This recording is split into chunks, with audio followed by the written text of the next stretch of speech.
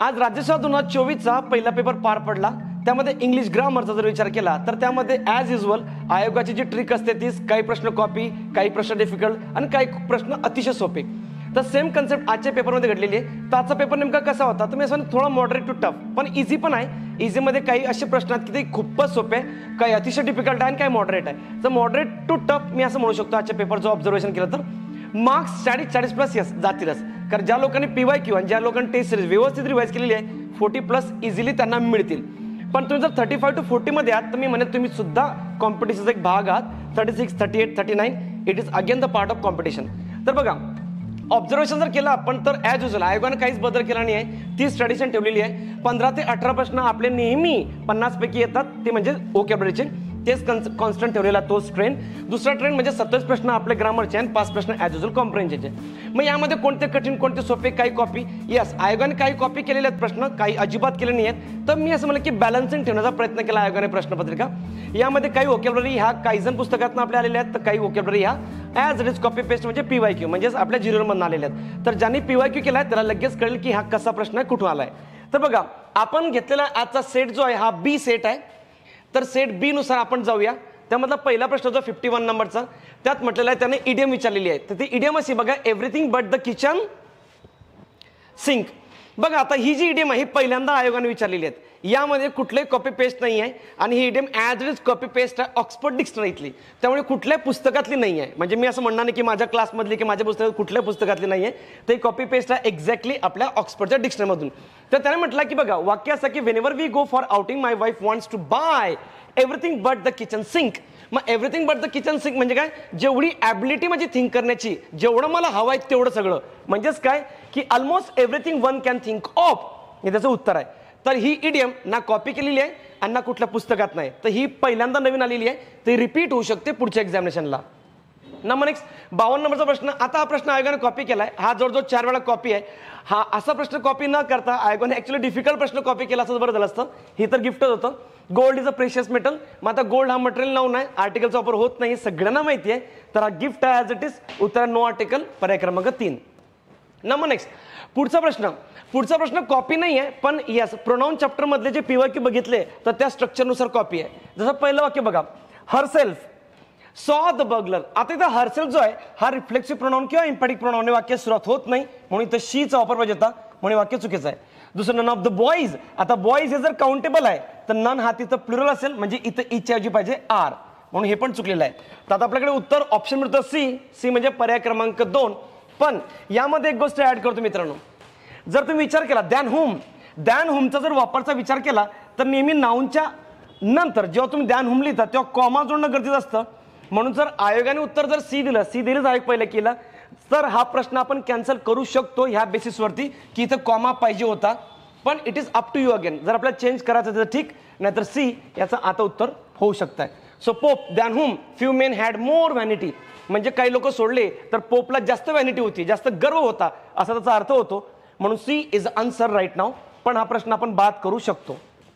Number next पुढचा बघा, आता या 4 शब्दांमध्ये ना एक गोष्ट ऑब्झर्व करूया। लिगाचर नवीन शब्द आहे, एम्पास। आता एम्पास शब्द टेक्निकल 2021चा as it is copy paste केला आयोगाने, आणि क्वांटिसेन्शियल राज्यसेवा 23चा कॉपी पेस्ट आहे। मग दोन्ही ऍक्च्युली आयोगाने कॉपी पेस्ट केलेल्या PYQ मधनं, हे 2 नाही आहे। मग आता हा प्रश्न करून लिगाचर कुठे आहे तर मी लिहिला आपल्या कायझन पुस्तकामध्ये।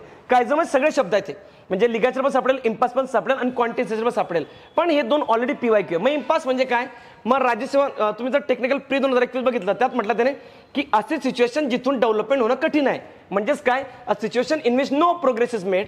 दुसरा क्वांटिसेन्शियल म्हणजे असा एक नमुना, असा आदर्श लोकांना दाखवणे की तिथून पुढे ते फॉलो करतील, म्हणजेच काय a perfect as an example of the type of person or thing. आणि नंतर क्विप म्हणजे काय, एखादा फनी रिमार्क, एखादा जोक करणे, त्याला आपण क्विप म्हणतो। आणि लिगाचर म्हणजे काय, जेव्हा 2 शब्द एकमेकांना जोडतात एकत्र, म्हणजे थोडक्यात जोडणी, बांधणी, म्हणजेच काय बेंड टुगेदर, म्हणजेच काय something that is use to bind. मग ह्या प्रश्नामध्ये मी असं म्हणेल की जरी हे 2 नवीन आले तरी हे कॉपी पेस्ट आहे PYQ, त्यामुळे हा प्रश्न सोपा होता। उत्तर 3 आहे याचं। नंबर नेक्स्ट हे तर एकदम सोपं, अगदी इंडिकेटिव्ह मूड इतका सोपा आहे, म्हणजे येता 6वी 7वीचा चॅप्टर आहे आणि हे 4ही वाक्य इतके सोपे दिले आयोगाने की त्यात कुठलंच असं कॉन्ट्रास्ट नाही आहे किंवा कुठलं असं चॅलेंज नाही आहे की तुम्ही उत्तर A का B का C कन्फ्यूज होणार। अगदी सोपं वाक्य, Rama goes to school every day. हे वाक्य विधान वाक्य म्हणजेच आपलं ॲसर्टिव्ह सेंटेन्स आहे आणि ते सगळेच ॲसर्टिव्ह सेंटेन्स हे इंडिकेटिव्ह मूडचे असतात. दुसरा जो आहे वेट हिअर आणि लेट अस गो हे इम्परेटिव्ह मूड आहे. आणि तिसरं जे आहे if he were here he would support me म्हणजे ही इज अनरिअल कंडिशन. अनरिअल कंडिशनचा वाक्याचा समावेश हा सब्जेक्टिव्ह मूडमध्ये होतो. उत्तर आपलं एक आहे. 56 नंबरचा प्रश्न हा पुन्हा एक गिफ्ट आहे, म्हणजे ज्यांनी PYQ ज्यांनी नोट्स व्यवस्थित वाचली त्यांनी. यामध्ये म्हणतो a large some of money was recently donated. Was donated मग इथं लगेच क्लिअरली क्लिक झालं मला की हा सिंपल पाचचा पॅसिव्ह वॉइस आहे. मग सिंपल पाचचा पॅसिव्ह आहे, मग वॉज डोनेटेड म्हणजे आता मला 4 पर्यायामध्ये V2 बघायचं म्हणजे फक्त डोनेटेड. पहिल्या ऑप्शनमध्ये पास्ट कंटिन्युअस आहे, तिसऱ्या ऑप्शनमध्ये हॅज डोनेटेड आहे, इज आहे. मग ऑप्शन क्रमांक 2 म्हणजे हे माझं उत्तर आहे. हा अतिशय सोपा प्रश्न होता. नंबर नेक्स्ट पुढचा प्रश्न. हा प्रश्न जरा चॅलेंजिंग आहे आणि हा प्रश्न होईल कॅन्सल. याचं उत्तर नाही, हा प्रश्न कॅन्सल होईल मित्रांनो. का? हे बघा पहिल्या वाक्यात त्याने काय म्हटलंय की कोरिलेटिव्ह कंजंक्शन सांगा, म्हणजे neither nor, not only but also, both and. पहिल्या वाक्यात काय म्हणतो तो he not only cheated his friends but also his parents. आता यामध्ये दोन गोष्टी कोणत्या आहेत? पहिली गोष्ट म्हणजे हिज फ्रेंड्स आहे आणि दुसरा हिज पॅरेंट्स आहे. मग हा जो नॉट ओनली आहे याचा वापर आपल्याला इथं हवा होता, म्हणजे ते वाक्य कसं होईल मग he cheated not only his friends but also his parents, म्हणून पहिलं वाक्य चुकीचं आहे.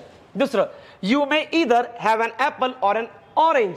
मग आता यामध्ये पुन्हा अन ॲपल आणि ह्या अन ऑरेंज ह्या दोन गोष्टी आहेत. मग हा जो इदरचा वापर आहे हा इथं होईल बघा या ॲपलच्या आधी. You may have either an apple or orange, म्हणून दुसरं पण चुकीचं आहे. तिसरं the elephant both swallowed the bag and the buns. मग आता यामध्ये पुन्हा दोन गोष्टी बॅग आहे आणि बन्स आहे.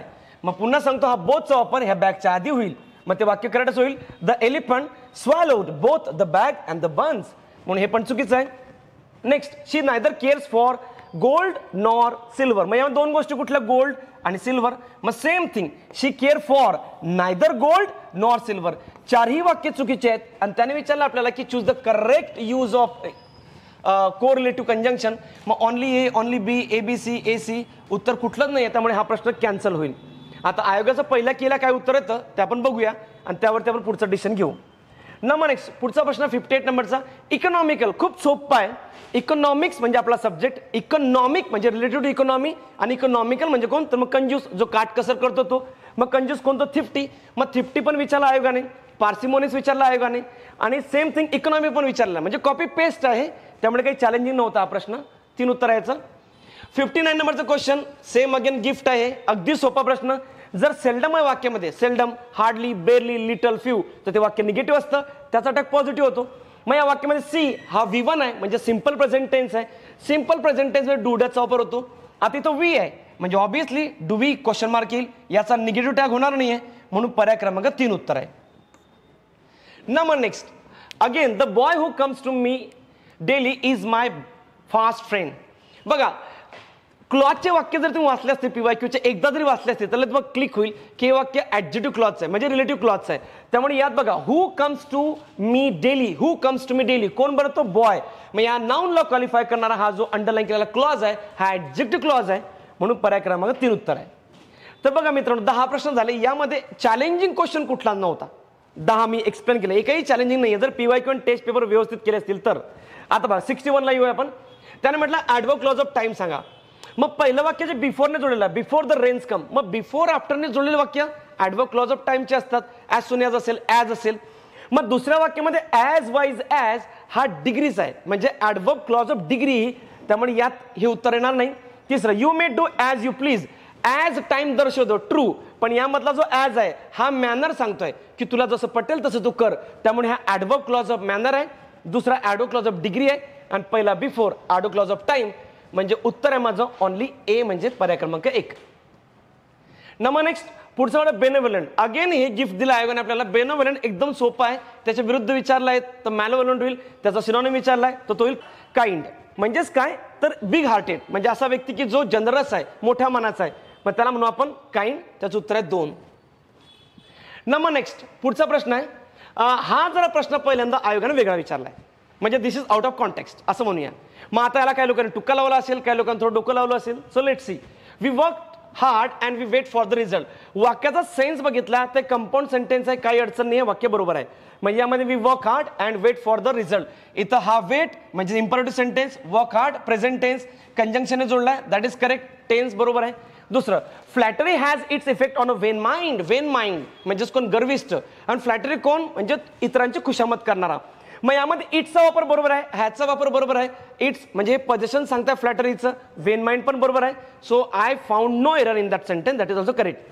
तिसऱ्या वाक्यामध्ये थोडीशी गडबड वाटली मला, वाक्याची रचना थोडी गडबड आहे. तो he neglected his work and the consequences was he lost his position. Actually बघा, ही निग्लेक्टेड हिज वर्क, मग त्याने जर वर्क निग्लेक्ट केलाय, मग त्याचा परिणाम काय झाला तर त्याची पोझिशन त्याने लूज केली. मग ॲज द कॉन्सिक्वेन्सेस असं जोडलं पाहिजे तिथं, ॲज द कॉन्सिक्वेन्सेस, मग त्याचा परिणाम असा झाला की, म्हणून वाक्याची रचनेमध्ये गडबड वाटते मला. म्हणून he neglected his work and as the consequences, as the consequence was, ज्याने मग त्याने परिणाम असा झाला की ही लॉस्ट हिज पोझिशन. म्हणून तिसऱ्या वाक्यामध्ये वाक्यरचना चुकलेली आहे, म्हणून ए आणि बी करेक्ट, म्हणजे पर्याय क्रमांक 1. नंबर नेक्स्ट 64 नंबरचा क्वेश्चन आहे. इनडायरेक्ट स्पीच टॅक्स असिस्टंट 16चं वाक्य कॉपी पेस्ट आहे, अतिशय सोपं आहे. I am glad here to be here this evening, मग त्याचं होणार सिम्पल पास्ट, म्हणजे that he was glad to be there that evening. मी दिस इव्हनिंगचं दॅट इव्हनिंग, हिअरचं होणार देअर, एमचं होणार वॉज वेअर. सोपा कॉपी पेस्ट आहे, इझी आहे. नेक्स्ट पुढचा, पेट्युलन्स हा शब्द out of context. Petulance PYQ मध्ये नाही. पेट्युलन्स हा शब्द आहे काही जण पुस्तकामध्ये, ज्यात मी दिलेला आहे. मग पेट्युलन्स म्हणजे कोण, बॅड टेम्पर, चिडचिड करणारा, अतिशय भांडण करणारा, की ज्याच्या मनामध्ये नेहमी भांडखोर विचार असतो, तोच तो पेट्युलन्स. मग हा भांडखोर आहे, मग त्याने विचारला याच्या विरुद्धार्थी, मग याच्या विरुद्धार्थी कोण आहे, ॲमिबिलिटी. ॲमिबिलिटी म्हणजे काय, ॲमिएबल म्हणजे कोण, गुण्या गोविंदाने वागणारा, इतरांशी फ्रेंडली असणारा, इतरांशी मनमोकळेपणाने वागणारा, इतरांशी कोऑपरेट करणारा, तोच तो ॲमिएबल म्हणजेच कोण, ॲमिएबिलिटी. हे त्याचं उत्तर आहे. तर हा पेट्युलन्स वर्ड आणि चारही शब्द तुम्हाला मिळतील कायझन मध्ये, पण हा शब्द आउट ऑफ कॉन्टेक्स्ट आहे. याचा कदाचित टुक्का लागतो काही लोकांचा किंवा लागणार नाही, त्यामुळे याचे चान्सेस पॉसिबिलिटीमध्ये आहे की याचं उत्तर कुठलं येईल तुमचं. तर उत्तर 3 आहे याचं. 66 नंबरचा क्वेश्चन आहे, कॉल द फर्स्ट विटनेस. आता यामध्ये पुन्हा हे वाक्य as it is copy paste आहे पाल अँड सूर्य या पुस्तकातलं. पाल अँड सूर्यमध्ये हे वाक्य आहे. सेम थिंग बघा, कॅम्ब्रिजमध्ये पण हेच वाक्य आहे. टेस्ट सिरीजला राज्यसेवा सुद्धा हेच वाक्य मी घेतलं होतं. कॉल द विटनेस, मग जज म्हणताय, मग जज काय करतात, तिथे ऑर्डर करतात, कमांड करतात. तुम्ही पण वाक्याचा ऑप्शन जर बघितला तुम्ही, जसं दुसऱ्या वाक्यामध्ये द जज हॅज ऑर्डर्ड, इथं हॅज ऑर्डर म्हणजे टेन्स बदलला म्हणून उत्तर होणार नाही. इथं has been given, again tense बदलला. इथं तो जज आज देम, पुन्हा इथं हे तर डायरेक्ट स्पीच आहे. खरं तर 3 पर्याय हे नाहीच आहे कॉम्पिटंट इनफ. म्हणजे हे 4 पर्याय क्लिक करताना हे 3 पर्याय असे आहेत की हे उत्तरात येऊ शकत नाहीये, म्हणून एकच उत्तर येतं, द जज commanded them to call the first witness. म्हणजे यात आयोगाने प्रश्न डेंजर विचारला, प्रश्न आहे जरा व्हॅलिड, परंतु ते कॉम्पॅरेटिव्हली 4 पर्याय इतके स्टँडर्ड दिले नाही, म्हणून 4ही मध्ये हे 3 मायनस होतात. पण ॲज पर रूल्स कॉल म्हणजे V1 म्हणजे इम्परेटिव्ह सेंटेन्स, इम्परेटिव्ह सेंटेन्स मध्ये कंजंक्शन टू येतो. मी बघा इथं to call the first witness, त्यानुसार गेलो पण पहिलं उत्तर आहे. नंबर नेक्स्ट 67 नंबरचा क्वेश्चन, मॉरल हाय ग्राउंड. मग मॉरली हाय ग्राउंड म्हणजे काय, टू बी ऑनेस्ट, ऑनेस्टच नाही. मग त्या वाक्याच्या सपोज आता हा मॉरल हाय ग्राउंड वरती जर तुम्ही बघितलं, स्टूड ऑन अ पोडियम, काही सेन्स होत नाहीये. इथं वॉज मॉरली इनकरेक्ट, अजिबात नाही. मॉरली इनकरेक्ट कसं होईल, तो करेक्ट होईल ना उलट. त्यानंतर ब्रॉट द मॉरल डाऊन. तुम्ही जर बरोबर इलिमिनेशन मेथडचा वापर केला असेल तर तुम्हाला लगेच कळेल की उत्तराचा 4 आहे, म्हणजे ऑनेस्ट. ही इडियम पहिल्यांदा आयोगाने विचारलेली आहे, नो कॉपी पेस्ट, पहिल्यांदा आली ही.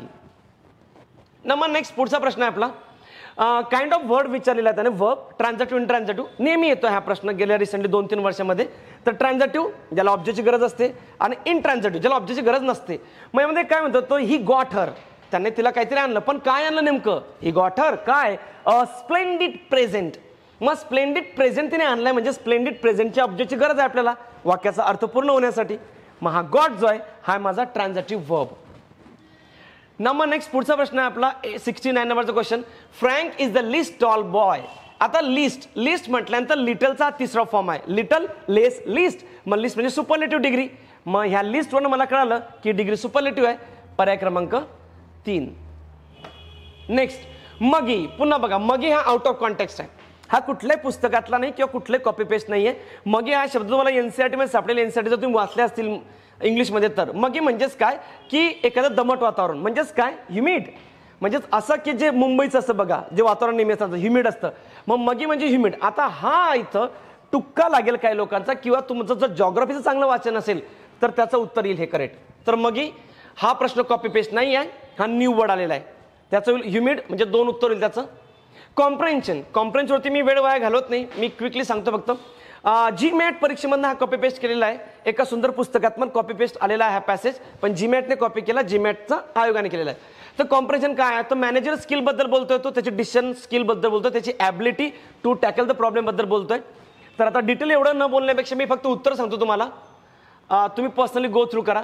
71चं उत्तर 3 आहे, 72चं उत्तर 4 आहे म्हणजेच ABC, 73चं उत्तर 2 आहे, 74चं उत्तर ओनली बी ओनली आहे, आणि 75चं उत्तर आहे 4, 2, 1, 3. नेक्स्ट 76ला जाऊया. जनरली स्पीकिंग, बघा राज्यसेवा सोडायला विचारलेलं आहे आयोगाने क्लिअरली ऑन द होल.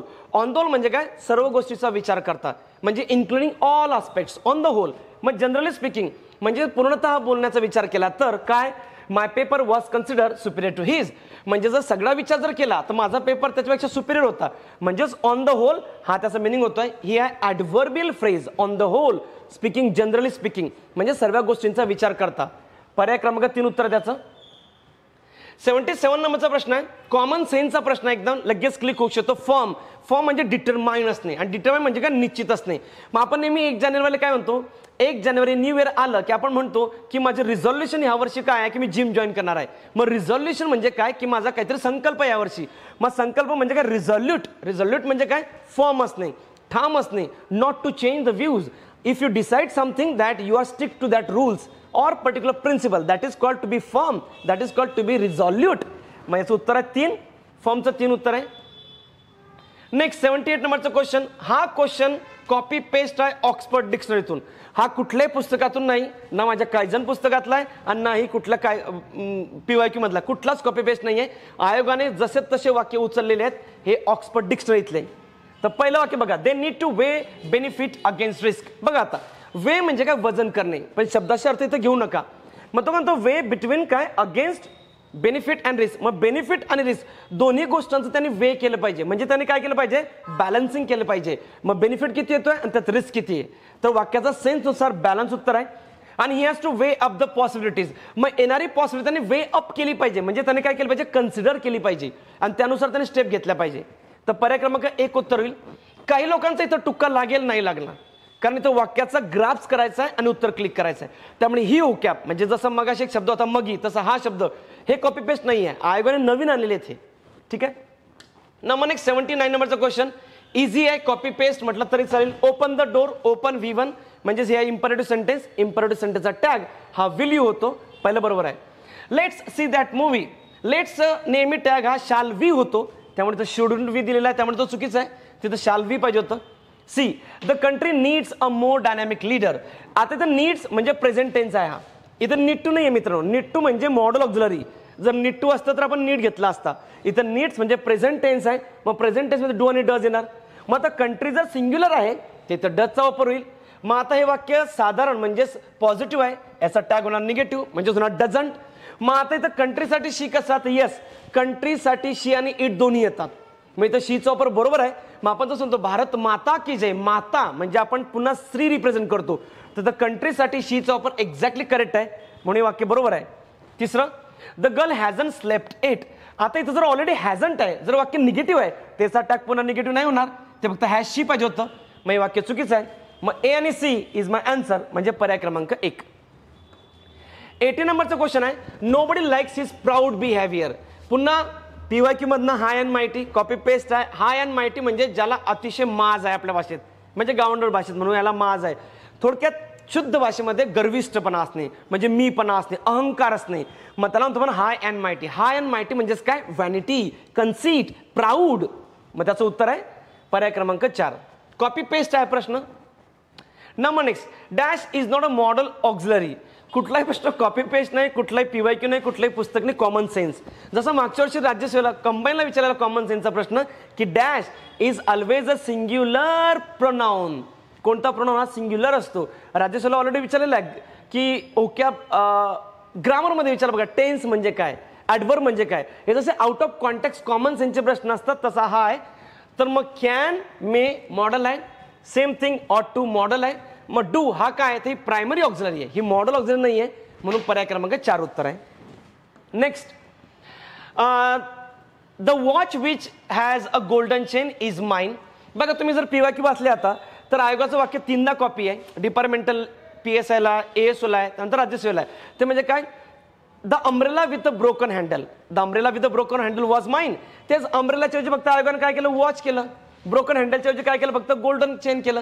सोपा प्रश्न आहे, कॉपी पेस्ट आहे, गिफ्ट आहे. जे स्मार्ट लोक आहेत त्यांना गिफ्ट आहे. मग which has a golden chain, which has a golden chain, which हा सबऑर्डिनेट कंजंक्शन आहे. इथून वाक्य तोडूया चेन पर्यंत. हे वाक्य होणार डिपेंडंट क्लॉज म्हणजेच ऍडजेक्टिव्ह क्लॉज होणार तो, आणि मूळ वाक्य द वॉच इज माइन असं होईल. म्हणून यात त्याने काय विचारलं, ऍडजेक्टिव्ह क्लॉज कोणता आहे, तर which has a golden chain, पर्याय क्रमांक 2 आहे. अगदी सोपा आणि गिफ्ट म्हणेल मी तुम्हाला. 2 उत्तरायचं. 83 नंबरचा क्वेश्चन आहे. यस, एक्झल्ट आणि इम्बेसिल नाही आहे, PYQला आहे. दोन्ही शब्द नाही आहे, आउट ऑफ कॉन्टेक्स्ट आहे. दोन्ही शब्द तुम्हाला मिळतील कायझन पुस्तकात, ज्यात 86 नंबरचा शब्दच आहे हा, एक्झल्ट आणि इम्बाईब. पण याच्यात कॉमन सेन्स सांगतो बघा. मी म्हटलं होतं इलिमिनेशन मेथड, यात एक कॉमन काय मिळतं, डिलाईट, रिजॉईस आणि एक्झबरेट तिघांचा सेम मिनिंग आहे. म्हणजे त्याचा म्हणतो आनंद अर्थ, आनंदी असणे. आणि डिलाईट म्हणजेच काय, तर एक्झल्ट, एक्झल्ट म्हणजेच डिलाईट असणे, आनंदी असणे, युफोरिया, आनंदाचा उच्चांक गाठणे, त्याला म्हणतो आपण आनंदी. मग त्याने विरुद्धार्थी विचारलाय. मग आता विरुद्धार्थी होऊया त्याचं लॅमेंट. लॅमेंट म्हणजे दुःख व्यक्त करणे. लॅमेंट राज्यसेवा 17ला 18 आलेला आहे ऑलरेडी. लॅमेंट म्हणजे काय, दुःख. मग त्याच्या विरुद्ध आहे. Number next, इम्बेसाईल. इम्बेसाईल म्हणजे काय, की जो मूर्ख आहे असा, ज्याला जो बुद्धीने भ्रष्ट झालेला, जो बुद्धीने कमकुवत आहेत, त्याला म्हणूया आपण इम्बेसाईल. मग त्याच्या विरुद्ध काय होईल, सेन म्हणजे हुशार, चतुर, चाणाक्ष. मग डी हा त्याचं उत्तर आहे. डी म्हणजे पर्याय क्रमांक 4. हा कदाचित प्रश्न काही लोकांचा चुकू शकतो टुक्का लागताना. ज्या लोकांनी हा प्रश्न सोडून दिला असेल, that would have been a better option. Number next, 84 नंबरचा क्वेश्चन आहे. I want that you should. बघा, दॅटने जोडलेल्या कंजंक्शनला शूडची गरज नाही आहे. ह्या दॅटने जोडलेल्या शूडची गरज नाही, वाक्याची गरज नाही, शूड येत नाही. हे वाक्याची रचना चुकीची आहे. मग I want you to meet म्हणजे I want you to meet him असं वाक्य पाहिजे, ते मीट हिम. म्हणून हे चुकलेलं आहे. असं ह्या दॅटच्या कन्स्ट्रक्शनमध्ये शूडचा वापर होत नाही, म्हणून चुकीचं आहे. दुसरं, we discuss the matter. Discuss नंतर प्रिपोजिशनचा वापर होत नाही, म्हणून हे वाक्य बरोबर आहे. आणि तिसरं, रिक्वेस्टेड फॉर. रिक्वेस्ट नंतर कंजंक्शन, रिक्वेस्ट नंतर प्रिपोजिशनचा वापर होत नाही, हे चुकीचं आहे. मग आयोगाचं बघा, राज्यसेवा 23 घ्या, 22 घ्या, 21 घ्या, दरवर्षी असे शब्द येत आहेत. म्हणजे प्रश्न येतोच आहे की असे शब्द ज्यानंतर प्रिपोजिशनचा वापर होत नाही. मग राज्यसेवा 21ला कोणता, कॉम्बॅट आलेला आहे. त्यानंतर बघा इन्व्हेस्टिगेट आलेला आहे. त्यानंतर साईन आलेला आहे, रिसेंबल आलेला आहे. आणि पुन्हा बघा डिस्कस आणि रिक्वेस्ट आलाच. मग या डिस्कस नंतर अबाउट येत नाही, ते बरोबर आहे. रिक्वेस्ट नंतर, ह्या डिस्कस नंतर येत नाही म्हणून बरोबर आहे. रिक्वेस्ट नंतर फॉर येत नाही, हे चुकीचं आहे. मग ओनली बी. मग आता त्याने विचारलेलं इनकरेक्ट. मग ए आणि सी म्हणजे पर्याय क्रमांक 3 उत्तर आहे. पुढचा क्वेश्चन बघा 85. 85चं उत्तर 4 नाही आहे, ते चुकून कलर झालेला, त्याचं उत्तर ऍक्च्युली 2 आहे. प्रश्न त्याने काय विचारलं, riding a bike she fail down on the road. मग आता हे सिंपल सेंटेन्स आहे, याचं करायचं कॉम्प्लेक्स. तर पहिल्या वाक्यामध्ये अँडने वाक्य जोडलाय, कंपाऊंड आहे. तिसऱ्यामध्ये पण अँड आहे, कंपाऊंड आहे. मग दुसऱ्यामध्ये व्हाईल आणि चौथ्यामध्ये पण व्हाईल आहे, म्हणजे कॉम्प्लेक्स आहे. पण वाक्याचा जर टेन्स बघितला तर चौथं वाक्य चुकीचं आहे. तो while she was riding the bike. While she was riding the bike, she was falling down. Falling down कसं काय कंटिन्युअस टेन्समध्ये होईल, ती क्रिया घडून गेलेली आहे, फेल डाऊन.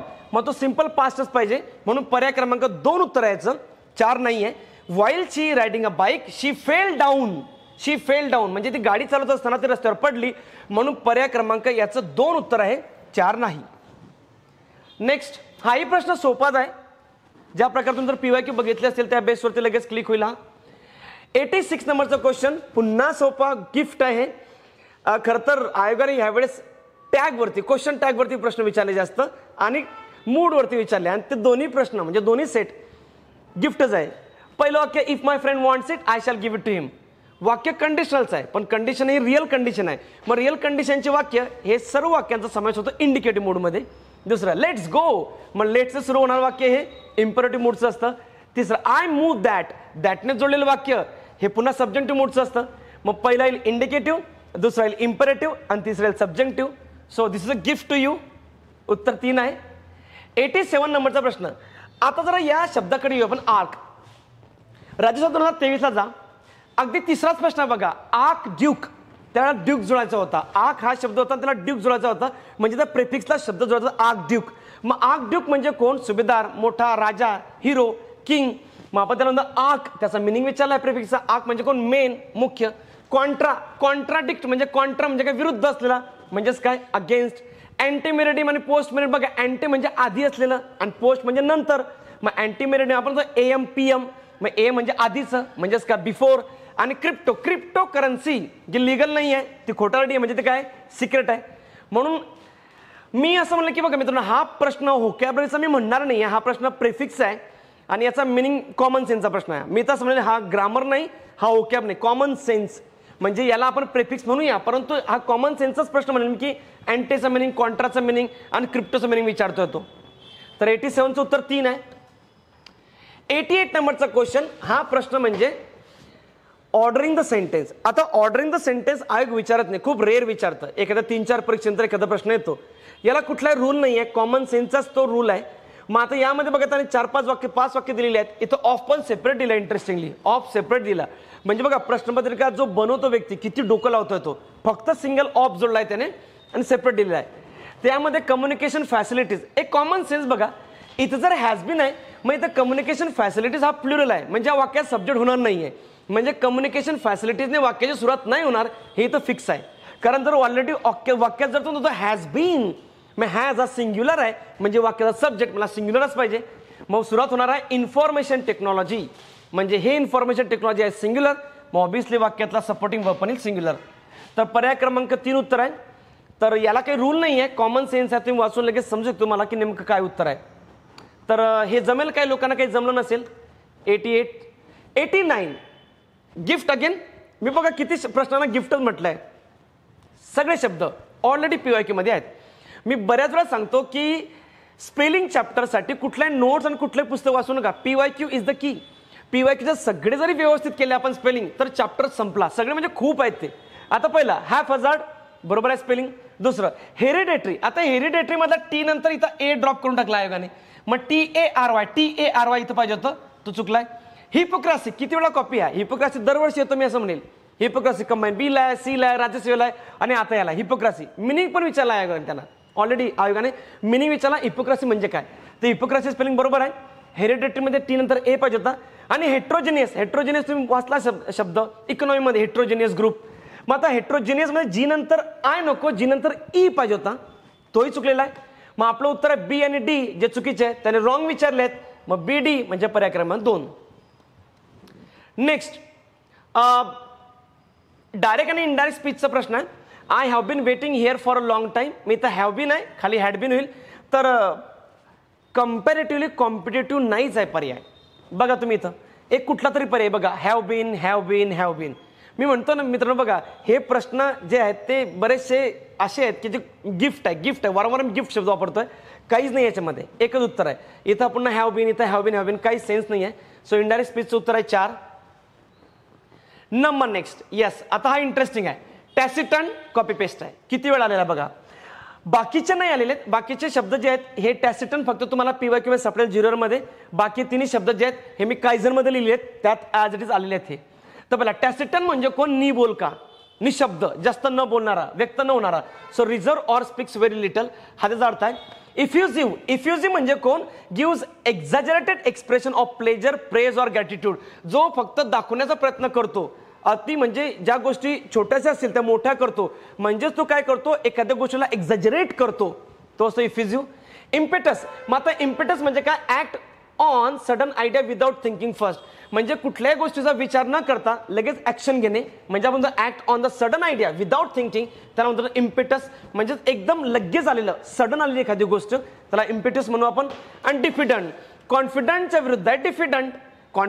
डिफिडन्स आत्मविश्वासाचा अभाव. मग डिफिडंट होणार आहे लॅक ऑफ कॉन्फिडन्स. तर मी असं हे ते कॉपी आहे, 3 कॉपी नाही आहेत. काही लोकांचं करेक्ट असेल, काही लोकांना नाही जमलं असेल हे. तर त्याचं उत्तर 1 आहे. 92 कॉपी पेस्ट आहे प्रश्न, आयोगाने 2दा विचारलेला आहे. वी मस्ट गो नाव, त्याचं होणार मस्ट अँड फ्री, पर्याय क्रमांक 4.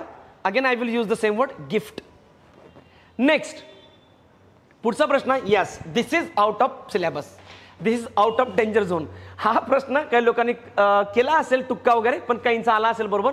आता अपेंड, अप एंड, एखादी गोष्ट अप आणि एंड आहे जी कम्प्लिटली अशी उलटी होते.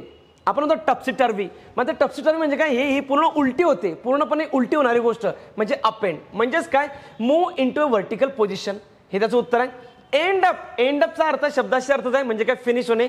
आणि डू आउट, डू आउट म्हणजे काय की एखादी गोष्ट डेकोरेट करणे, डू आउट करणे, डू आणि आउट डेकोरेशन. आणि आउट डू म्हणजे काय की एखाद्यापेक्षा वर चढ असणे, सुपेरियर असणे, चांगलं कार्य करणे म्हणजेच डू बेटर दॅन. सो पर्याय क्रमांक 3 आहे. हा प्रश्न मी अगेन म्हणेल की आता हा प्रश्न त्याने म्हटलं फक्त मॅच द पेअर्स. मग आता सिनोनिम मध्ये घ्यावा का फ्रेज मध्ये घ्यावा, तर मी असं म्हणा कॉमन सेन्सचाच प्रश्न आहे. याला काय असं म्हणता येणार नाही की हे सिनोनिम्स आहे. हे शब्द त्यांनी इकडे देऊन दिले आणि तो त्याचा फक्त मिनिंग सांगा. वेगळे शब्द आहेत, पहिल्यांदा आयोगाने विचारलेले आहेत. उत्तर 3 आहे. 94 नंबरचा क्वेश्चन पुन्हा गिफ्ट आहे दिलं त्याने. We were having lunch, we were having past continuous, त्याचा होणार पास्ट परफेक्ट कंटिन्युअस. मग he said they had been having lunch. आणि 4 पर्याय बघा मित्रांनो, are having, were having, will be having.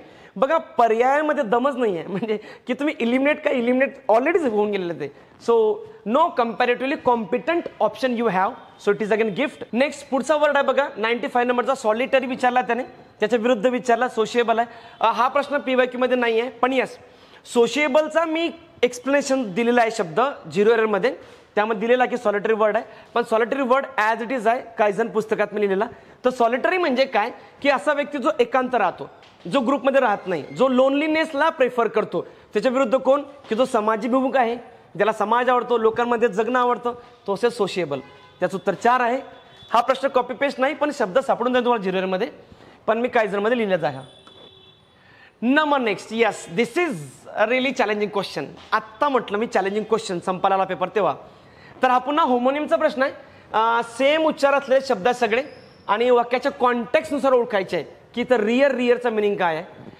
बरं असं काही झालं नाही की पहिल्यांदा आयोगाने असं विचारलेलं नाही. हा स्ट्रक्चर सेम कॉपी पेस्ट आहे, स्ट्रक्चर कॉपी पेस्ट आहे, प्रश्नाची स्टाईल कॉपी पेस्ट आहे, शब्द नाही. पहिल्यांदा रिअर शब्द आलेला आहे. सो रिअर म्हणतो तो. The horse had injured one of rear legs. आता one of rear legs care for last part back आणि राईज अप. तर आपण जर बघितलं the horse had injured one of rear legs, मग लेगचा कुठला बॅक पार्ट, हे त्याचं उत्तर आहे. दुसरं, he describe how these birds rear their youngs. Birds कशा प्रकारे त्यांचे जे पिल्ले असतात त्यांचं रिअर करतात, म्हणजे त्यांची केअर करतात. नंतर the lion slowly reared its head and looked around. म्हणजे लायनने त्याची हेड वरती केला आणि इकडे तिकडे बघितलं, म्हणजे वर करणे, म्हणजे त्याचं will rise up. And 2 police motorcyclist brought up the rear of the demonstration. मग रिअर ऑफ द डेमॉन्स्ट्रेशन म्हणजे काय, लास्ट पार्ट त्यांनी तो आणला.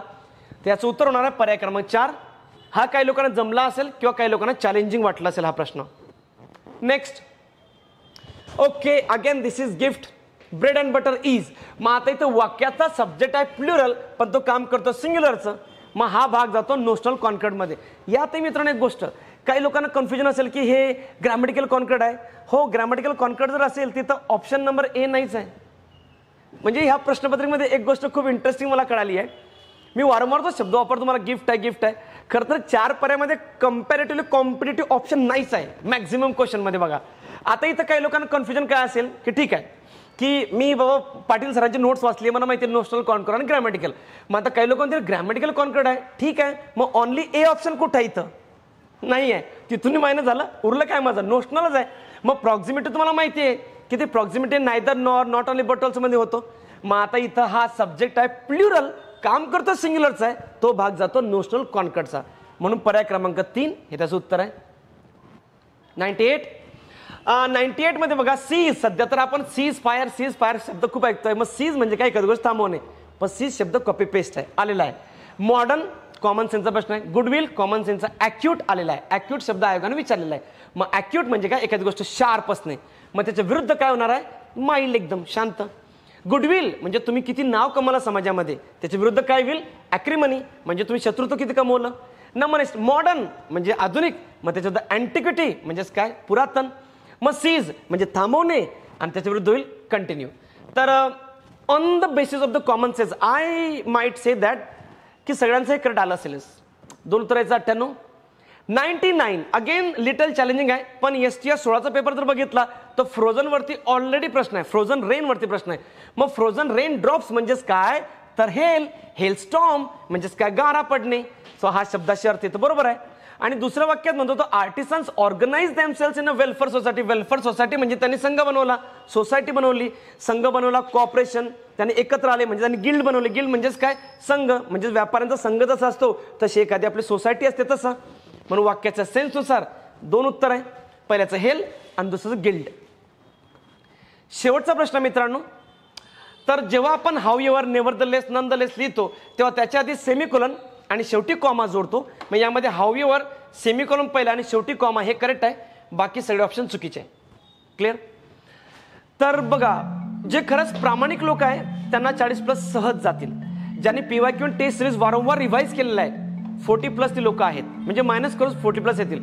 पण तरी पण काही लोक तुमच्यातले जे 35, 36, 38 असतील, मला असं वाटतं तुम्ही सुद्धा गुड रँकला आहेत. पण बिलो 30 लोक जे असतील त्यांच्यासाठी खूप चॅलेंजिंग असणार आहे.